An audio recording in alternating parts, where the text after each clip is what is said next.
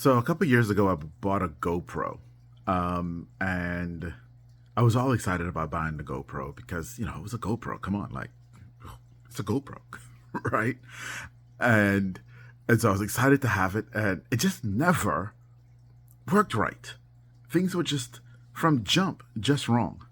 I mean, within 3 days of owning the darn thing, I had to be on the phone with GoPro because there was a battery issue. They tested remotely and proved, yep, the battery you got in the packaging was defective. So we're going to send you a new battery. And then I got the new battery in, and honestly, for about 2 weeks, that battery was okay. Then, I mean, if I left the battery in the GoPro is off, and the battery was fully charged, I can come back the next day and the battery will be completely dead. I mean, it was just awful. It was just an awful experience all the way around. And had issues getting files off of the GoPro, having it respond. It was just, yeah, it was a mess. And so for about the last 16 months or so, I haven't used the GoPro. As a matter of fact, it's just been sitting in a drawer, and I was frustrated. And now I'm about to embark on a trip and need a GoPro type camera for what I'm about to do. And I was like, doing the research, and the new GoPro is near the top of the best cameras out there, or the DJI is up there, and it's like another $500-600 for one of those, and it's just like we were here 2.5 years ago, and I'm back here again. And do I want to spend that money on this and be disappointed with GoPro, a new GoPro again?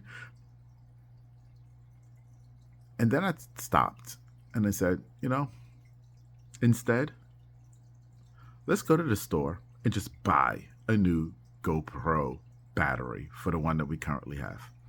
So I went to the store. I spent $60, bought two new batteries and a portable charger for my current GoPro, charged them up, stuck it in, and lo and behold, it was like the thing was perfect. It was like all of a sudden, it was great. And it's working just wonderfully for the first time.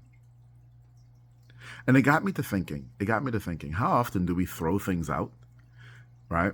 How often do we have a good idea and run into a couple obstacles and throw it out because we ran into a couple obstacles instead of, oh, let me just go buy a new battery? How often do we know we're supposed to be selling a certain product or service, and a couple people tell us no, and then we get discouraged and we turn away and we say, well, maybe we should be doing something else?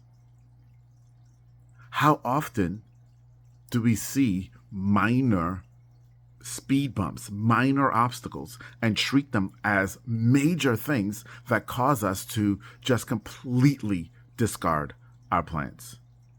I don't know about you, but this experience made me realize I probably do it a lot. And it's not good. It's not good. Okay, sure. There are some times where it's time to give something up, but how often do we quit way too soon? Hey, if you're supposed to accomplish something, you can't quit on it. You can't see an obstacle and just quit. I mean, we hear the stories all the time, right? Dave Thomas, the founder of Wendy's, created how many restaurants before Wendy's?